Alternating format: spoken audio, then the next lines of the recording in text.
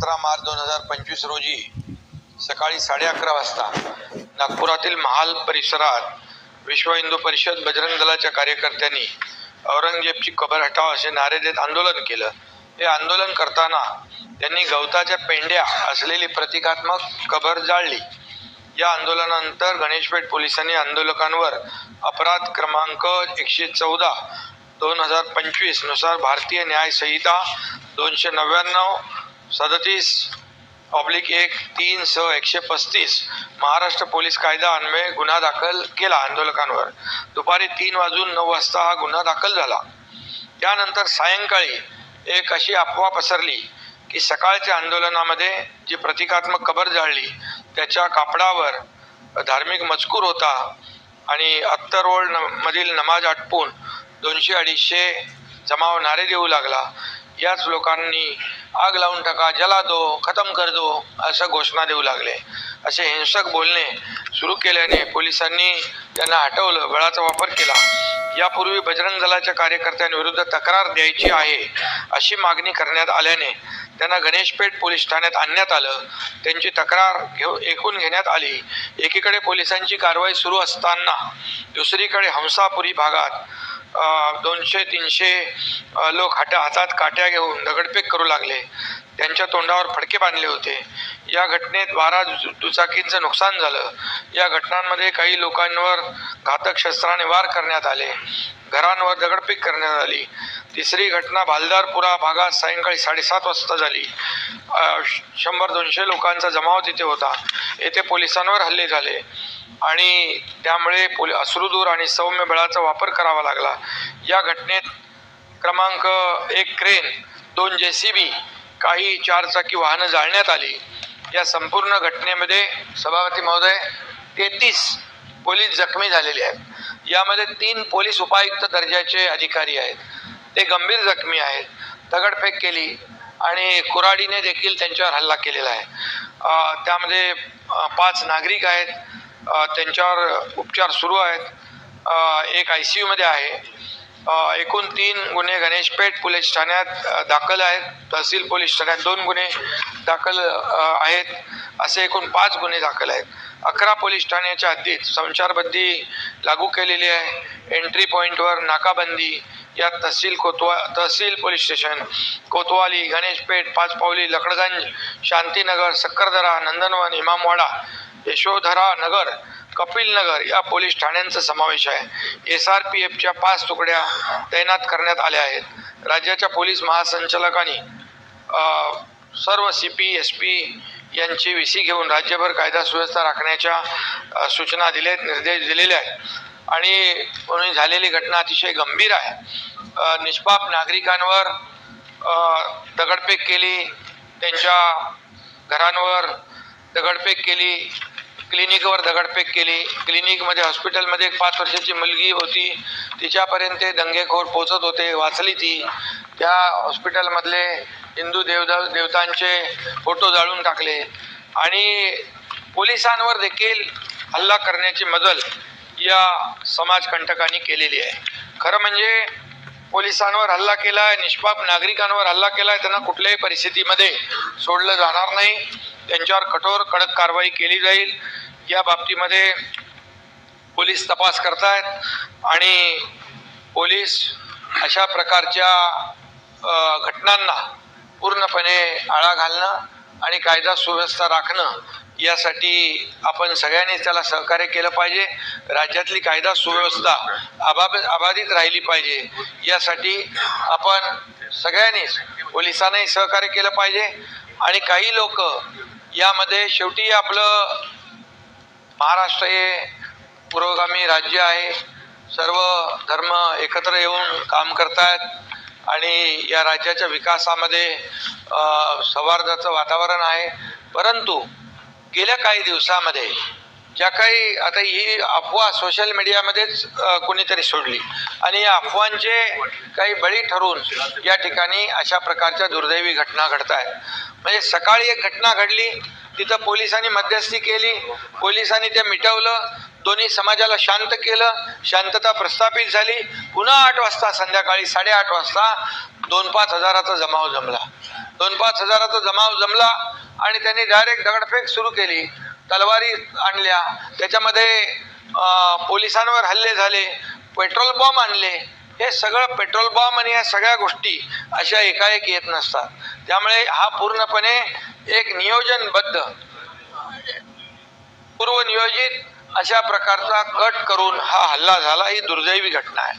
खरं म्हणजे मगाशी म्हणाले आपल्या आमदार, नागपूर हे शांतताप्रिय शहर आहे आणि त्या शहरामध्ये अशा प्रकारचं गालबोट लावणं हे देखील अतिशय दुर्दैवी आहे. आणि त्या ठिकाणी मी देखील माहिती घेतली, मी देखील पोलिसांशी बोललो, कमिशनरशी बोललो, अधिक आणि दुसऱ्या तिथल्या लोकांच्याशी बोललो. त्या ठिकाणी देखील पोलिसांच्या गाड्यांवर हल्ले केले. फायर ब्रिगेडची गाडी आली, ती देखील जाळून टाकली. त्यामध्ये एका ठिकाणी दर दिवशी 100-150 बाईक उभ्या असतात, मोटरसायकल पार्क असतात, पण नताभाऊ तिथे एकही गाडी नव्हती त्यांची पार्किंग. म्हणजे पूर्णपणे पूर्वनियोजित हा असा प्रकारचा एक समाजकंटकाने त्या दिवशी कालचा जो आहे तो कट केलेला आहे. आणि म्हणून या संपूर्ण ह्याच्यामध्ये चिटणीस पार्क, हंसापुरी, मोमीनपुरा, महाल या भागामधला हा सगळा प्रकार आहे. आणि यामध्ये खऱ्या अर्थाने तिथल्या काही महिलांची देखील आपण TV मध्ये देखील मुलाखत पाहिली असेल. आणि खऱ्या अर्थाने त्या भागामध्ये अतिशय दंगल सदृश्य असं परिस्थिती निर्माण झाली होती. लोक जीव मुठीत घेऊन तिथं थांबले होते. आणि पोलीस आल्यानंतर पोलिसांवर देखील ज्या प्रकारचा हल्ला केला तो हल्ला अतिशय दुर्दैवी होता.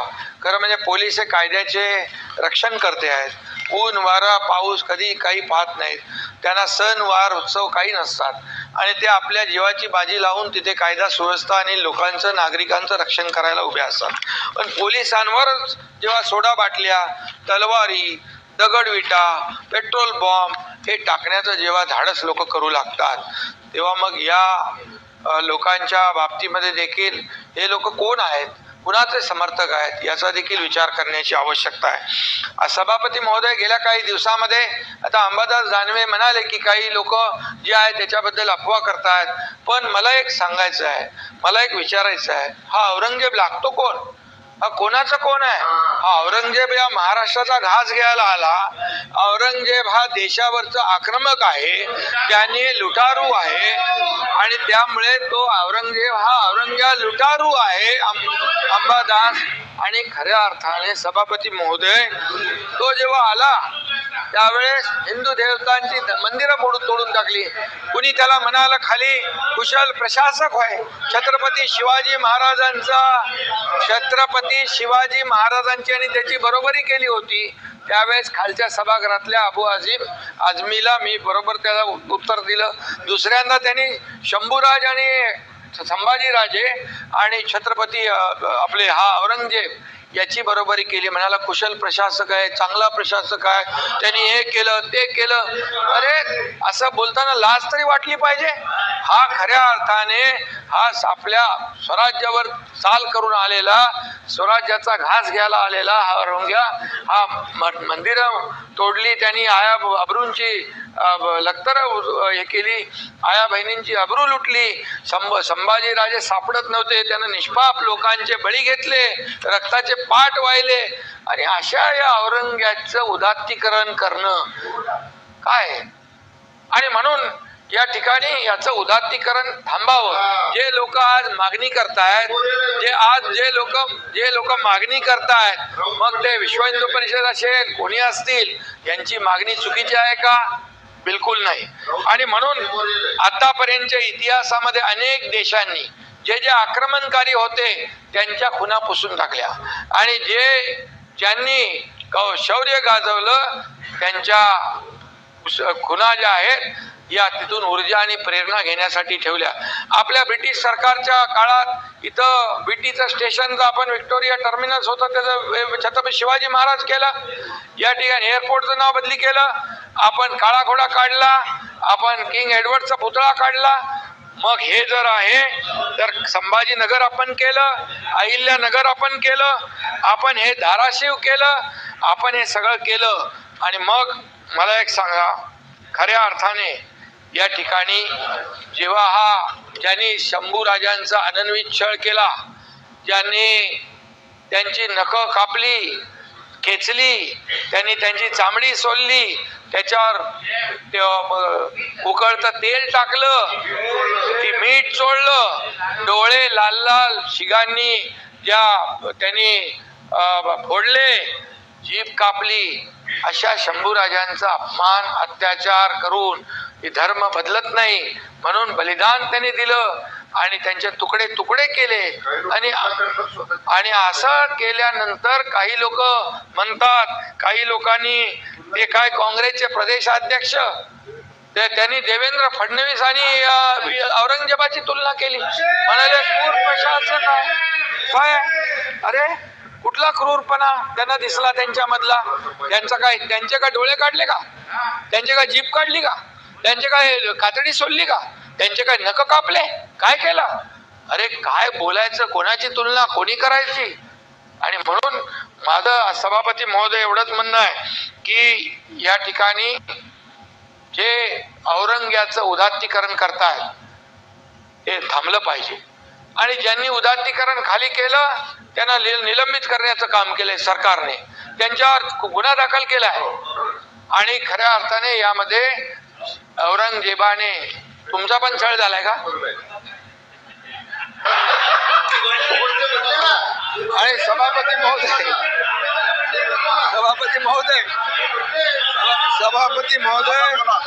यामध्ये सभापती महोदय नाही तुमचं झालंय काय? संभाजी महाराजांसारखं तुमचे काय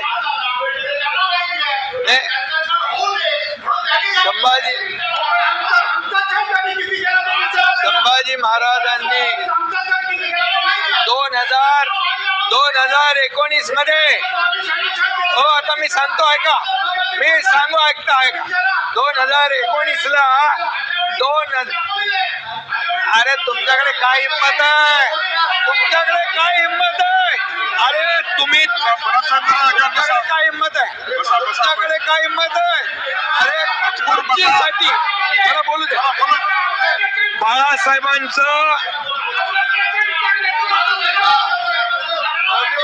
बाळासाहेबांचे विचार सोडले, खुर्चीसाठी औरंगजेबाचे विचार धरले आणि खुर्ची मिळवली यांनी.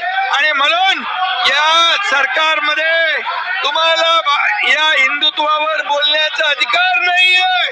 आणि म्हणून बाळासाहेबांचे ज्यांनी विचार सोडले, खुर्चीसाठी तुम्ही 2019 मध्ये सत्ता मिळवली, काँग्रेस बरोबर जाऊन तुम्ही काँग्रेसमध्ये जाऊन सत्ता मिळवली आणि बाळासाहेबांचे विचार सोडले, औरंगजेबाचे विचार स्वीकारले.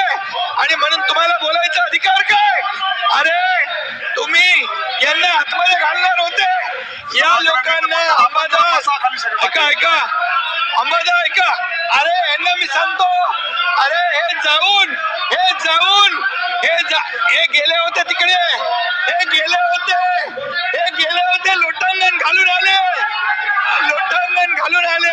आणि म्हणाले मला वाचवा आणि पुन्हा पलटी मारली. आणि म्हणून यांचे प्रमुख पण गेले आणि तिकडं म्हणाले आम्ही युती सरकार स्थापन करू, इकडं आल्यावर पलटी मारली. आणि या बीजेपीच्या देवेंद्र फडणवीस, गिरीश महाजन, प्रवीण दरेकर, आशिष शेलार या 4 लोकांना जेलमध्ये टाकणार होते. जेलमध्ये टाकून महाविकास आघाडी सरकारमध्ये भारतीय जनता पक्षाचे आमदार घेणार होते. त्यावेळेस मी यांचं नाव मोडलं, यांचा टांगा पलटी करून टाकला, यांचा टांगा पलटी केला आणि महायुतीचं सरकार आणलं. महायुतीचं सरकार बसा औरंगजेबी विचार तुम्ही सोडा. औरंगजेबीचे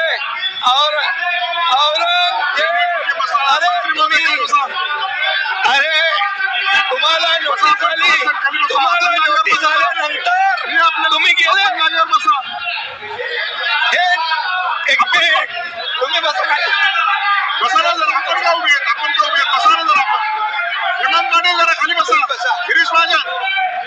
चव्हाण जर आपण खाली बसा, खाली बसा, हेमंत पाटील खाली बसा. अरे आपण कसं जरा सगळे खाली बसला ऐकतात. उपमुख्यमंत्री सरकारची भूमिका 289च्या अनुषंगाने आपल्याला देत आहेत. मला वाटतं की त्यांचं बोलणं कंप्लीट झाल्याच्या नंतर आपण पुढे जाऊया. परंतु शासनाची भूमिका आपल्या 289च्या अनुषंगाने जर बोलले असतील, आपलं नाव घेतलं नाही, आपण कोणत्या मुद्दे बोला.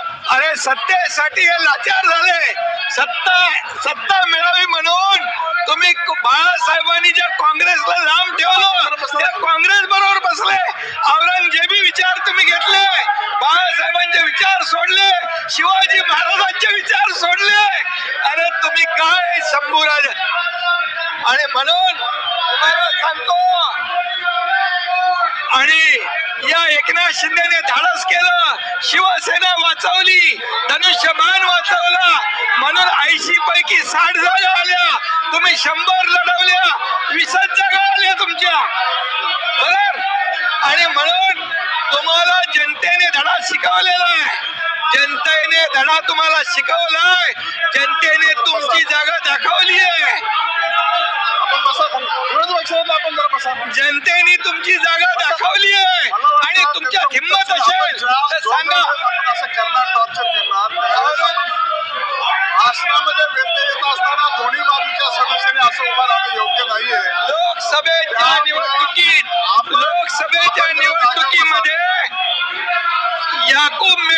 याकूब मेमन याची कबर सजवली. तुम्ही लोकसभेच्या निवडणुकीत पाकिस्तानचे झेंडे नाचवले. तुम्हाला लाज वाटली पाहिजे. अरे हिंदुत्वाचं नाव घ्यायला लाज वाटली पाहिजे. आणि म्हणून या एकनाथ शिंदेने धाडस केलं, हिंदुत्वाचं सरकार आणलं. हिंदुत्वाचं सरकार, बाळासाहेबांच्या विचारांचं सरकार आणलं. 2.5 वर्ष आम्ही महायुतीचा कारभार केला. 2.5 वर्ष महायुतीचं सरकारने काम केलं, म्हणून तुमचं विरोधी पक्ष नेता पण गेलं. अरे तुमचं काय गेलं. आणि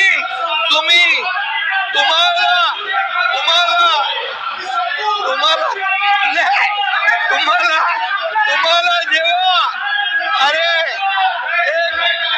एक अंदर की बात. सभापती महोदय, मला एक गोष्ट सांगा. सभापती महोदय, यांचे प्रमुख पण मोदी साहेबांना जाऊन भेटले. मला माफ करा, मोदी साहेबांना भेटले, मला म्हणाले आम्ही पुन्हा येतो. इकडे येऊन पलटी मारली. तुम्ही पण गेले होते. तुम्हाला जेव्हा नोटीस आली तेव्हा तुम्ही गेले होते आणि तुम्ही म्हणाले मला याच्यातून सोडवा. नंतर सुटल्यावर तुम्ही पलटी मारली. ही मला गोष्ट माहित आहे. आणि म्हणून सांगतो तुम्हाला, आम्ही जे केलं ते खुलेआम केलं. आम्ही लपून छपून गेलो नाही. जे केलं, जेव्हा शिवसेना धोक्यात आली, धनुष्यबाण धोक्यात आला, बाळासाहेबांचे विचार धोक्यात आले, हिंदुत्व धोक्यात आलं, तुम्ही औरंगजेबी विचार स्वीकारले, त्यावेळेस आम्ही सरकार पलटी केलं. तुमचा टांगा पलटी करून टाकला. अरे शेर का, अरे त्याला वाघाचं हे करायला वाघाचं काळीज लागतं. अरे लांडगा वाघाचं कातडं पाकून, एक मिनिट, लांडगा वाघाचं कातडं पांघरून वाघ होऊ शकत नाही.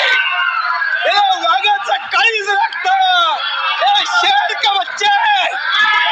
बच्चा खुलेआम किया. हिम्मत है तुम्हारे में. अरे जनता ने तुम्हारे को दिखाई दिया. जनता ने दिखाया, तुम्हारी जगह दिखा दी. तुम्हाला विधानसभेच्या जागा 100 लढवल्या, 20 जिंकल्या. या पठ्ठ्याने 80 लढवल्या, 60 जिंकल्या. अरे तुम्ही काय लढवणार. तुम्हाला भूमिका बदलली. यांनी शिवाजी महाराजांची भूमिका बदलली, बाळासाहेबांची भूमिका बदलली. तुम्ही हिंदुत्वाचे विचार सोडले म्हणून घरकाना घाटका झाले, घरकाना घाटका, इधर कभी नाही उधर कभी नाही. आणि म्हणून परब साहेब तुमचा इतिहास मला माहित आहे. मला बोलायला लावू नका, मला बोलायला लावू नका. मी बोलत नाही, मी कधीही कमरेच्या खाली वार करत नाही. मला सगळं माहित आहे, अंडी पिल्ली सगळी माहित आहे. कोण कुठे गेला, कशाला गेला हे मला माहित आहे. हा एकनाथ शिंदे ज्यांनी केलं खुले आम केलं, खुले आम. मी तुमच्या पक्षप्रमुखांना सांगितलं होतं तुम्ही आता शिवसेना आणि भाजप युती करा. मी मुख्यमंत्री होणार होतो, 5 वेळा सांगितलं. का मुख्यमंत्री पदाच्या खुर्चीमध्ये एवढा मोह झाला, का झाला, का झाला? जे बाळासाहेबांनी सांगितलं होतं करू नका, काँग्रेस बरोबर जाऊ नका, तुम्ही का गेले? मोहापायी, सत्तेसाठी. मग मोह कोणाचा? अरे आम्ही तर सत्तेवर लाथ मारली, आम्ही तर मंत्रीपद सोडलं 8 लोकांनी. तुम्ही सोडणार का मंत्रीपद? आम्ही मंत्रीपद सोडलं 8 मंत्र्यांनी. आम्हाला काय माहित होतं की आम्ही काय होणार आहे आमचं. आणि म्हणून आम्ही एकतर लढून जिंकू किंवा एकतर लढून शहीद होऊ असं म्हणून आम्ही लढलो. तुम्ही आम्हाला काय सांगताय? आणि म्हणून परब साहेब तुम्हाला तुमचा माझा काय वाद नाहीये, पण तुम्ही एकच आहे, जे बोलाल की तुम्ही नोटीसला जाऊ घाबरून पळाले, हे पळाले ते पळाले, आतलं मला सगळं माहित आहे. कुणाची नोटीस थांबवायला काय काय केलं सगळं मला माहित आहे. त्याच्यावर तुम्ही जाऊ नका. तुम्ही फक्त बघा, मी तुम्हाला काय म्हणालो नाही, सभागृहामध्ये तुम्ही देखील काहीतरी बोलला होता असं मी बोललो. काय, कशावर? छळ छळ छळ छळ झाला. तुम्ही इथं बोलले होते ना, बसून बोलू नका. संभाजीराजे मी काँग्रेस प्रदेशाध्यक्ष आणि देवेंद्र फडणवीसांच्या बद्दल बोललो की त्यांनी म्हणाले की औरंगजेबासारखा क्रूर प्रशासक मुख्यमंत्री आहेत. मी त्याच्यावर सुरू केलं ते म्हणजे मी बोललो त्यांचे काय डोळे काढले, त्यांची काय जीभ छाटली, त्यांची काय नख उपटली, त्यांची काय कातडी सोडली. काय केलं देवेंद्र फडणवीसांनी मुख्यमंत्र्यांनी काय केलं? सोलायला पाहिजे होती. आणि मग मी म्हणालो आणखी कोणाचा तुमचाही छळ झाला. तुम्ही जेव्हा उठायला उभे राहिले तेव्हा मी बोललो तुमचाही छळ झालाय का? तुम्ही जेव्हा असं नाही, तुम्ही जेव्हा उठायला बोलायला उभे राहिले त्यामुळे मी सांगतो, तुमचं नाव नाही घेतलं मी बघा. आणि म्हणून मी सांगतो, मी जे करतो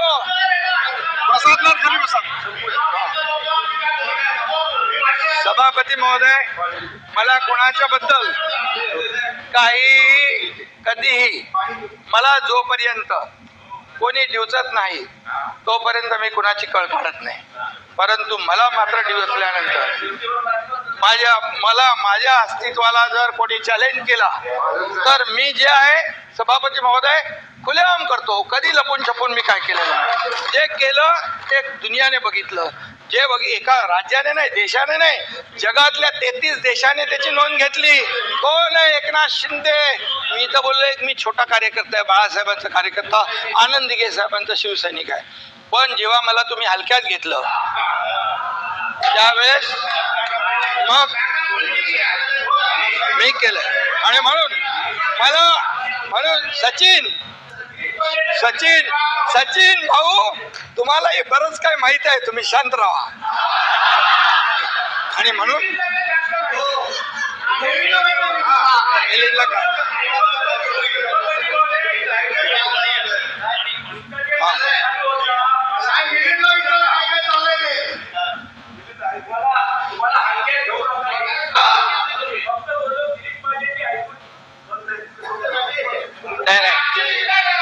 हे बघा, मी एक विचारधारा ठरवलेली आहे, हिंदुत्वाची विचारधारा. आमच्या दोन्ही पक्षाची विचारधारा एकच आहे. आमच्यामध्ये कधीही सत्तेसाठी हा एकनाथ शिंदे आपापलेला नाही. तेव्हाही मी जे केलं ते खुर्चीसाठी नाही केलं सचिन भाऊ. त्यावेळेस मलाही माहित नव्हतं की मुख्यमंत्री होईल. आताही तुम्हाला माहित आहे की या वेळेस देखील मी स्वतः आदरणीय प्रधानमंत्री महोदयांना फोन करून सांगितलं तुम्ही निर्णय घ्या, एकनाथ शिंदे तुमच्या बरोबर आहे. अमित भाईंना मी सांगितलं, मी खुर्चीसाठी नाही हो, खुर्ची शोधत नाही मी. खुर्चीच्या मागे बसलेला माणूस, त्याचे प्रश्न, त्याचं दुःख आणि अडचणी समजून घेणारा एकनाथ शिंदे आहे, खुर्ची शोधणारा नाही. आणि म्हणून मी राजकीय नाही आहे, मी हार्डकोर पॉलिटिशियन नाही आहे, मी समाजकारणी आहे, मी एक सर्वसामान्य माणूस आहे. म्हणून मी कधी कोणाच्या वाटेला जात नाही. मी इथे बोललो, इथे विसरून जातो. मनामध्ये मी कधी गुस्सा ठेवत नाही, नाहीतर मी मुख्यमंत्री झालो नसतो. आणि म्हणून मी एवढंच आपल्याला सांगतो की सभापती महोदय, नागपूरची झालेली घटना जी आहे, औरंगजेबाचं उदात्तीकरण कुणी करता कामा नये. औरंगजेब हा आपल्या राज्याला लागलेला कलंक आहे. आणि म्हणून अमेरिकेने देखील तालिबान का कोण तो, त्याला त्याचा थडगा आणि कबर होऊ नये म्हणून ओसामा त्याला समुद्रात टाकला होता, बुडाला, म्हणजे त्याचं होऊ नये. आता हे कबर बिबर जी आहे ही कोणाच्या काळातली राहिली आहे? ही काँग्रेसच्या काळात काँग्रेसने केलं, काँग्रेसने त्यांना संरक्षित केलं. अरे भाई, तेव्हा सरकार कोणाचं होतं स्वातंत्र्यानंतर? म्हणून तुम्हाला सांगतो मी, एक लक्षात घ्या. आणि म्हणून तुमच्या भाई, एक मिनिट, मला एवढंच आहे की उदात्तीकरण महाराष्ट्र सहन करणार नाही, औरंगजेबाचं उदात्तीकरण महाराष्ट्र सहन करणार नाही, एवढंच मी सांगतो. आणि काल झालेली नागपूरची घटना अतिशय दुर्दैवी आहे. ज्यांची मदत पोलिसांवर हल्ला करण्याची झालेली आहे, त्यांना रोखोक त्यांचा हिशोब केला जाईल आणि त्यांना माफ केलं जाणार नाही, एवढंच मी या ठिकाणी सांगतो. धन्यवाद.